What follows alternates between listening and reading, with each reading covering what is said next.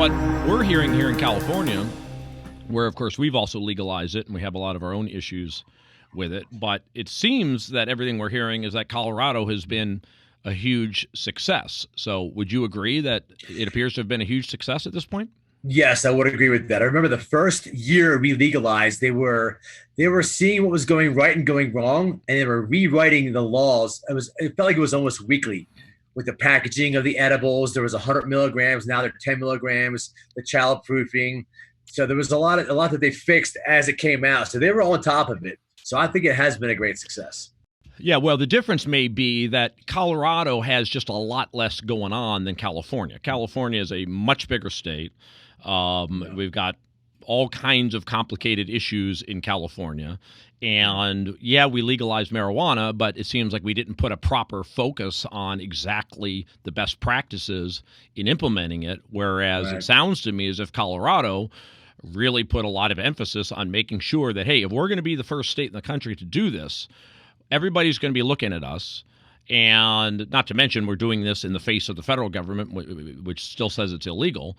Right. And we're going to do this in the proper way. So tell us a little bit about things that were stop and starts. You know, they started doing it one way and then they had to correct it. One was the packaging of the edibles. I remember they were doing the 100 milligram. Let's just say chocolate bar, for example. It could be anything, but say it was a 100 milligram chocolate bar. It had the little squares that you could see, but no one knew that they were 10 milligrams per square. And I would hear stories of people eating the whole entire chocolate bar. And then there was also concerns with safety issues as well. So they rewrote those laws to mandate that the packaging had to be with each little tiny package was 10 mil or 5 mil. And so that was one thing that they rewrote, which was good to see. A lot of companies that just popped up out of nowhere with I'd say little business experience, they got swallowed up by the big companies right away that had the big business heads on their shoulders. So certain things like that did kind of work themselves out. Mm-hmm. So on the strength, I know that one thing is that the strength of these things is significantly stronger than what was typically sold on the street, right? Yeah. Oh, yeah. And people are winding up in the hospital over essentially overdosing. Right. Have there been any stories? Has anybody actually died from it? Last time I checked, there have been no deaths from overdosing from marijuana. They do get, they panic. They become afraid. And it's good that they go get checked in just to be on the safe side. But there's been a lot of those instances of emergency room visits. I have heard that. Mm-hmm. And in the vaping world, we're hearing all this to do about the flavored vapes and how that appears to be appealing to children, et cetera. Right. I mean, don't you have the same issue when you're putting marijuana in gummy bears? Yeah, I mean, they're purists out there that won't eat anything that's not natural or not organic.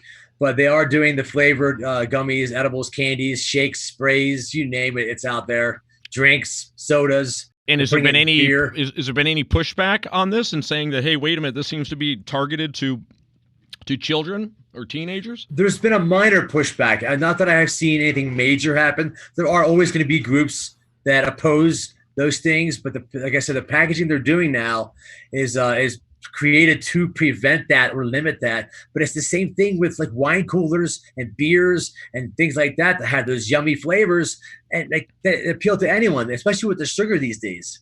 Yeah. And what do you hear about the youth using it? Because obviously it's 21 and over to buy it, yes, but presumably it's more readily available to people under 21. Is that been something where usage has gone up significantly among the high schoolers, et cetera? The last article I read about the state of Colorado, I heard usage was down for under 21.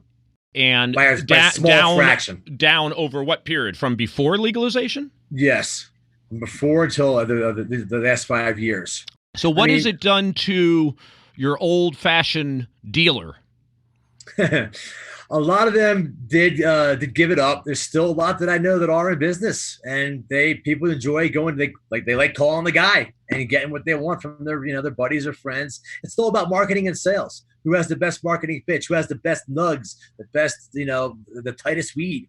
It's all about marketing and sales, I think. Hmm. So in California, supposedly we still have a major problem with illegal sales. That I think, like 75% of the sales are still illegal sales. They really haven't gotten it together as far as the right level to tax it. I think they're taxing it too much. They haven't gotten together as far as the licensing of the locations. You have tons of locations out there that aren't properly licensed. The growth of it here in California, they're having trouble regulating it. We've got Mexican cartels in California being the lead growers of marijuana in California. They control the growth of marijuana here in California. And that's for the dispensaries as well, isn't it? Yeah. Dispensaries are buying it from cartels, either knowingly or unknowingly, because, it's hard to know who really is behind the growth of something up in Humboldt, California, in the middle of nowhere. True. Yeah. But the truth is that these cartels are so huge that they have bled across the border. Because imagine they've got distribution channels, obviously, across the border. Right. And those distribution channels eventually led into them deciding, well, screw it. Rather than growing the marijuana here in Mexico and worrying about how to get it across the border, let's just grow it in California. Right. That's where we are. Business and LLC, and then we appear to be legit. I wouldn't be surprised if that exists here in Colorado as well. So what do you know about the major growers in Colorado? Who are these companies? Who owns these companies? Are they expanding outside of Colorado? Are they going to become, national marijuana suppliers coming out of Colorado? Jim, there are so many. I don't know who owns them. I know a couple of the bigger dispensary companies out here. I know that Native Roots has a huge warehouse. They never disclose where it is or how many acres it is of the warehouse. LiveWell is another big company. They have some warehouses. I do know that LiveWell, last I heard actually from a gal at the restaurant who I think she's friends with one of the owners. I think they're going public pretty soon. So they may be trying for a nationwide hold on that. I don't see why they wouldn't. And these big companies have a good business model. They have the size and scope and magnitude to supply that type of marijuana demand. I don't see why they wouldn't go national as soon as things were let up by the feds. And what about MedMen? Do you guys have MedMen? I do believe MedMen is in Denver area. It sounds very familiar. There's so many. Mm-hmm. We have almost 700 now. 700 retail locations. Retail and or medical, yes. Mm-hmm. And this huge, approximately, this huge explosion of growth in Colorado generally, how much of that is attributed to this legalization of marijuana? At first, I could definitely see that was the case. A lot of people came here. I was noticing that in a lot of the different restaurants and a lot of different people that I speak with around the area. They did notice that there was a lot of companies coming in, having big meetings in the restaurants, setting up shop. People that I would just see out in the streets and in Denver area and in the high country, everywhere, they were here because of that. I had people come to the restaurant, older couples, well-spoken, well-to-do, very polite. They'd sit down at the restaurant. They go, well, we're here. We're pot tourists. And they said they want to know where to go, what to do, what to see. So I would tell them to go to the cool dispensaries that had the windows where you can actually see some of the plants growing. And that's actually pretty neat to see that process. Now, I assume you've got a lot of people trying marijuana now that it's legal that had never tried it before or really were not users. Yes, that happens a lot. And I tell the people, I said, listen, there's bud tenders that work there. They sell the buzz or flower, they call it. I say, listen to their directions. Don't eat whatever you're going to eat and think it's not working and then take more within the specified time they told you to wait. That's when you get yourself in that little panic situation if you're not used to it.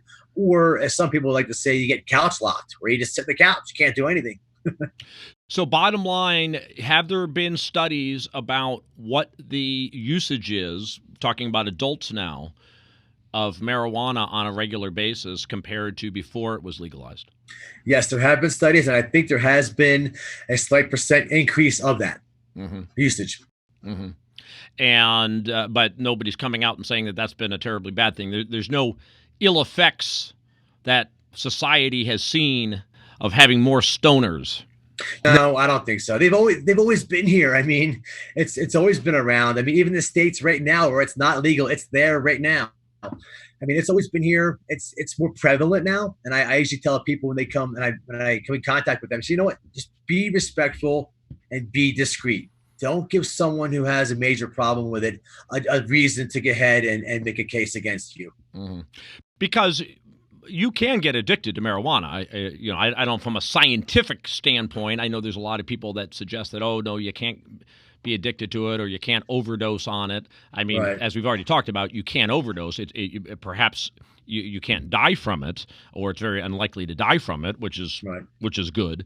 But it's hard for me to say that you can't get addicted to it when you've got people that smoke it every single day.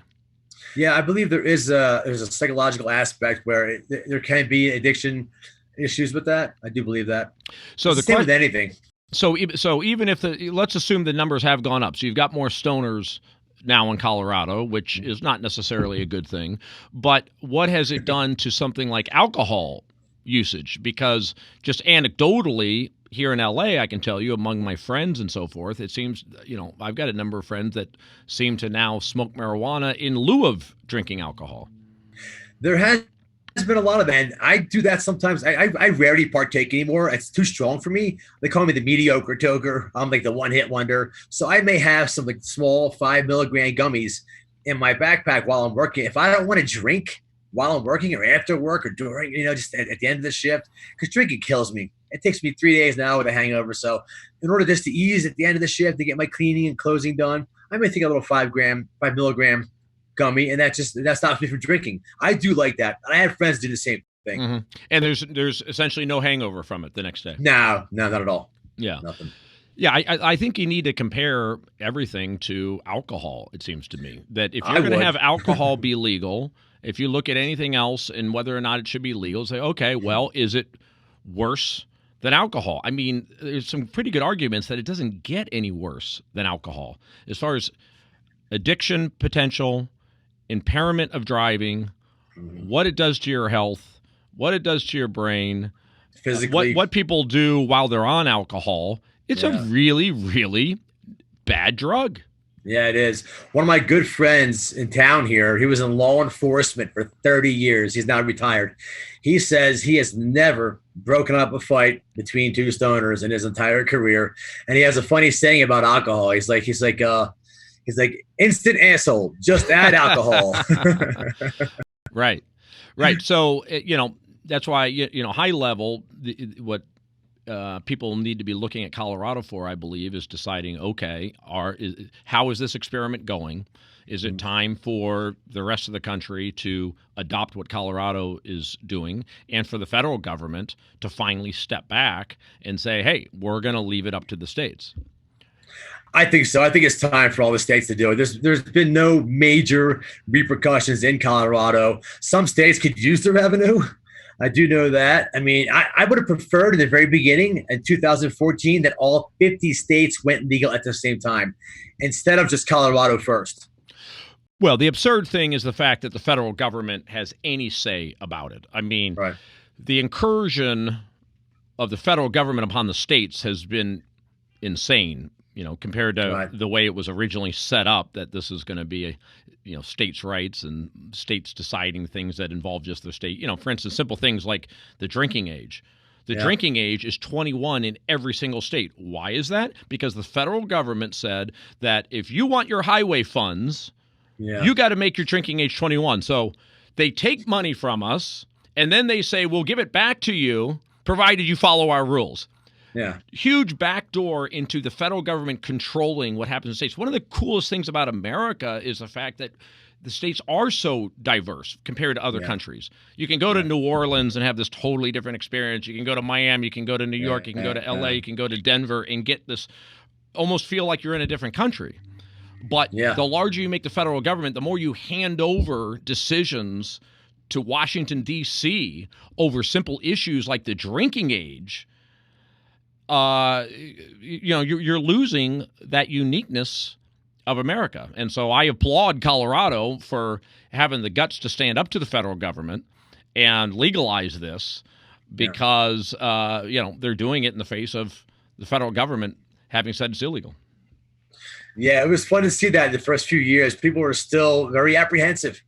Like, should we even go there and buy it? I mean, I know it's illegal federally, all this stuff. I mean, people have been doing that forever already. So now that the state's behind it and you have that little bit of a cushion, I think that the federal government had an attitude of, as long as the states are controlling it and they're watching their own state, making sure it doesn't get out of control with the regulations, the taxes, the licensing, that they're going to kind of keep a hands-off approach to that. That's what I've heard from the higher ups in the big dispensaries that I've interviewed.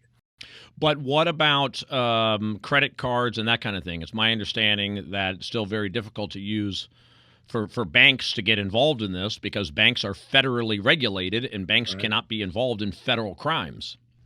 Right. It is still illegal federally. Some dispensaries are allowing debit cards. I don't know what their loophole is. There's an issue with the ATM machines that are in there, again, because those are owned by banks, some of them. So it's a very gray area, and a lot of dispensaries are accepting some sort of card. I think there's a new marijuana credit card just for marijuana purchases. It's coming out. I heard about it just about 6 months ago. So there's groundbreaking ideas that are happening almost daily within the industry. Mm-hmm. Seems like a good thing to use Bitcoin to buy. I don't know about that. Yeah, other than the value fluctuates about 20% every day.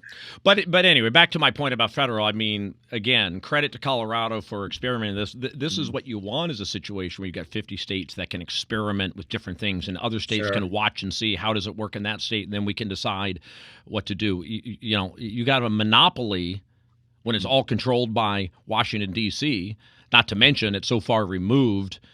You know, what people know in Washington, D.C. compared, you know, as to what should be going on in Idaho or Colorado or Washington. I mean, it's just absurd. So there's a lot of things that should be repealed and allow and to be given back to the states. You know, control over alcohol, control over drinking age, you know, speed limits, all kinds of different things.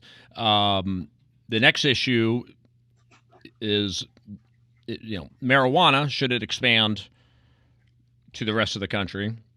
And then you've got the other drugs. So what is going on in Colorado regarding now saying, okay, marijuana looks good, you know, no major problems. What are we going to legalize next? Didn't Denver legalize LSD? No, it wasn't LSD. It was mushrooms. Mushrooms. Yeah, the psilocybin, yeah. And what do you know about that? They decriminalized it. That's still relatively new, and I haven't heard much on that, on good or bad. So I'm not sure what's going on with that. I know they're experimenting with research, and I think everyone's doing this whole new microdosing fad to see if it increases focus. I don't know. Once I have drinks in me, I'm not going to microdose. I'm going to eat them all. Right. There goes my microdose. Right. So what the microdosing is using it for some type of a mental health purpose, right? I think it is for relief of anxiety and increase of focus as well. Mm-hmm. There's many benefits. I haven't really researched that yet, but I have been hearing about it. And what about the big issue with the vape pens and whether they're causing all kinds of serious health problems and so on? This vitamin E oil that supposedly has ill effects. Is that a big topic in Colorado? I haven't heard about the vitamin E, but vaping is a big issue, whether it's the e-cigarettes or the cannabis. And again, with that, it just depends on who funds that study. Because right now, you hear both arguments, both sides, and they're both convincing. So it's hard to understand what actually is and is not good for you. It depends on who funds the study. So it's just crazy to hear all the input from that. And bottom line, right now, where is it legal to smoke it, and where is it legal to be under the influence of it? In your home. It's not legal in federal lands, so ski resorts are not. You cannot partake in there. So they say to do it in your own residence or permission from the residents. What about if I'm standing on a sidewalk? No, you cannot smoke in the open. And what about, can I smoke a cigarette on the sidewalk? You can. So if you're going to smoke marijuana on the sidewalk, you can get a ticket that is similar to an open container law. Mm-hmm. So yeah, I mean. And what about being? Fine, but what if it was determined that I was under the influence of it on a sidewalk? I smoked it at home or took a gummy at home, and now I'm walking around under the influence of it. Like a public intoxication ticket? That what would that be? MC? Yeah, yeah. Public stoners, public stone. I don't know. I'm sure something does exist. I haven't heard that, but I know you can get an open container law or for smoking pot in public. Mm-hmm. So, bottom line, it's way more restrictive right now than alcohol is, where it can be consumed in bars and restaurants. Marijuana is home only. Yeah, I believe that it's very restrictive here. I mean, we're new to it. It was against the law for 80 something years, and now it's legal. It was always considered taboo. You had those crazy movies come out in the 30s and 40s, Reefer Madness, that made you think it was the devil's weed. So there is a lot of stigma about that. That's why they're under the microscope, and we're on center stage for the nation to really control how it's being consumed, where it's being consumed, the licensing, taxes, regulations, all that. So, I mean, they're doing a pretty good job of it. And I think that, it remains to be seen in the next few years. I say next 5 years, if it was indeed a good idea or a bad idea. I have a better idea then. And what do you know about driving under the influence of it? I understand that they've passed some law to try to create kind of a, 0.08 equivalent for marijuana.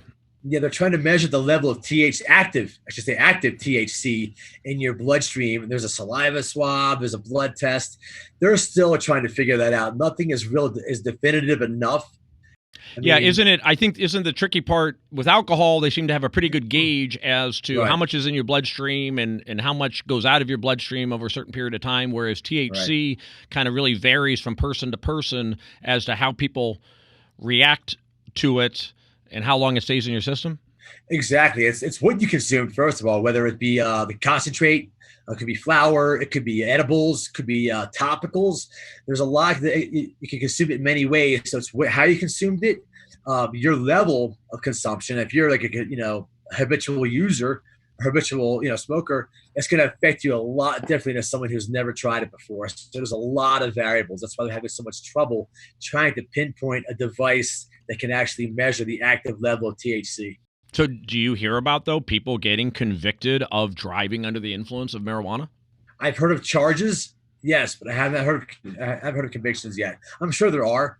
I just haven't heard of them in my area. And what about no horrendous stories about a major car accident where there were deaths that it turned out the person was under the influence of marijuana? No, I have not heard that. They tend to drive very slowly under the influence. I was going to say they drive slower, if anything. What worries me more than alcohol and marijuana is texting and driving. That's horrifying. I see, almost a third of the cars out there doing it. It's crazy. Yeah. Well, it seems to me that they could test for marijuana just the old-fashioned way. I mean, before we had blood tests for alcohol, there was probably the old-fashioned side-of-the-road test. Touch your nose and put one foot in front of the other. Right. I would think, why isn't that a sufficient test to see if somebody is too stoned to be driving? I'm not sure that it affects coordination as much as alcohol does. If anything, you'd be slower. I mean, there's the giveaway signs. Your eyes are bloodshot. You're slow to react. There's those signs, but I'm not sure if it's that. So maybe it's more. They'd have to be testing reaction time or maybe vision, and I think so, and that kind of thing. Yeah. Or give them a pizza test, see if they go for the pizza. And what about crime? Is crime up or down since this was first introduced? And like I said, anecdotally, in my opinion, I believe crime is up, but that could be a result of the increase in population. The population here really has jumped up a lot in the past, I'd say 5 years. And you can't attribute that just to marijuana. Some people will. I'm not sure what it's from, but with an increase in population like that, you're going to have an increase in crime. It's hard to say. I do notice that petty crime kind of jumped up a little bit the first couple of years after. Like people breaking into the cars and just stealing like the change and small things, just enough to piss you off, your ski equipment, bikes, stuff like that. Well, one of the things I like to say about anything that you make illegal is you create crime simply by making something illegal, right? So drugs being illegal, you create a you create a whole underground crime network to sell the drugs, and then create underground enforcement network for when the guy rips you off on the drug deal, because when somebody doesn't pay you or gives you bad drugs or what have you, you can't go to the police. So you have underground enforcement, and that's basically the gangs. I mean, the gangs, at least in Los Angeles, are the primary sellers of drugs, or the extensions of the cartels. So the more drugs that you make illegal, the more hurt you put on these criminal syndicates. Right. Those are that'd be like the major crimes would increase when you make something illegal. That was the rise of the whole the empire on the East Coast in Chicago and New York back in the 20s when they outlawed alcohol. That kind of, we don't see that much where I live. I'm in the high country, the mountain areas. That is in Denver, though. There are gangs in Denver. Yeah. I'm sure there's gangs in Denver that have had some level of hurt been put upon them as far as encroaching on their marijuana sales. Oh, yeah. Now, it may just cause them to push other drugs. You have this increase in painkillers and opium and opioids, I should say, in the U.S. You see the cartels in Mexico. They've, I think, lost a lot of business over the legalization of marijuana, at least as far as bringing it across, and so they turn to heroin and other drugs. So that's why I think at the end of the day, the answer has got to be just to legalize it all, because otherwise these gangs and these cartels, they're going to go into survival mode. So you make one thing illegal or legalize one thing, they're going to push the other thing. Yeah, that's a good theory. Yeah, that's not a horrible idea. Let's not do it in Colorado, though. Let someone else experiment that one first. Well, we have 50 states to choose from for one of them to choose to do it. Well, my little pet idea, which is pretty similar, it sounds like, to how Colorado has done this, is legalize the sale of it, but still keep the use of it very, very restrictive, because it's the sale of it that creates the gangs and the crime and the underground enforcement networks and so on. So if it's legal to buy it and you don't overtax it, but then you really restrict the use of it, I think that you create the perfect scenario. So let's say that we're talking about, let's pick a drug like cocaine that's pretty controversial, but kind of the next step from marijuana. Right. If you could say it's legal to buy cocaine at a dispensary, but it's a sealed container, so you can't be out in public with an open container, similar with alcohol, right? You can only use it at home, which is the same with marijuana. And I might even add an additional rule that says that you also can't be under the influence of it outside of your home. So that gives the police lots of breadth of enforcement to still be tough on drug use. Right. But you've made it legal to buy, at least. And so now you've wiped out that whole currency and income. Exactly. So that whole underground economy, underground enforcement when it comes to marijuana, cocaine, and then you could keep going beyond that to heroin and the others. So you've managed to legalize the sale of it, but make the use of it very, very restrictive. All right. Well, that reminds me of how alcohol is. I mean, the same thing with that. It's legal to buy it. You can't drink it in your car or drive on it, and you can't do it in public. Do it in your home. But the thing is that there's more issues and problems with alcohol use than anything that I've experienced in my life. Yeah.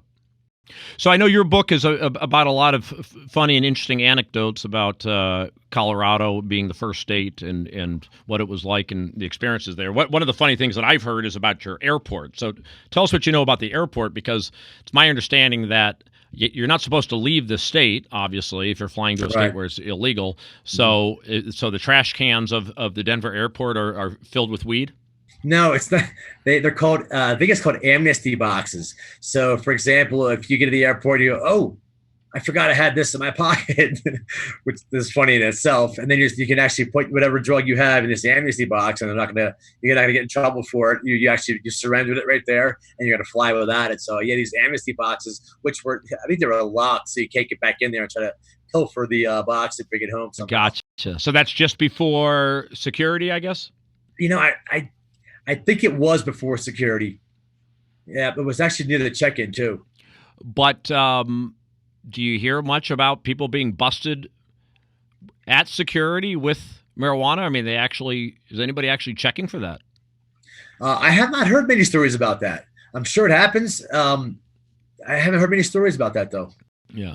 Well, I think they're primarily looking for bomb material. So yeah. and I don't know what the rule would be if you were caught with it. I mean, you would think that it's technically legal. Although at the airport, you mentioned federal lands. I don't know. Is that Denver Airport considered federal? Yes, it's illegal to have it in the airport as well. That's why you have an amnesty box. You can go ahead and just drop it in there, and supposedly you're forgiven if you did that. Everyone I know just eats it before they get on the plane, so it's gone anyway. So what? Give us maybe one of the top amusing anecdotes from the book, which, by the way, is called Weedgalized, right? Yes, Weedgalized in Colorado, True Tales from the High Country. Yeah. So give us one true tale before we let you go. True tale.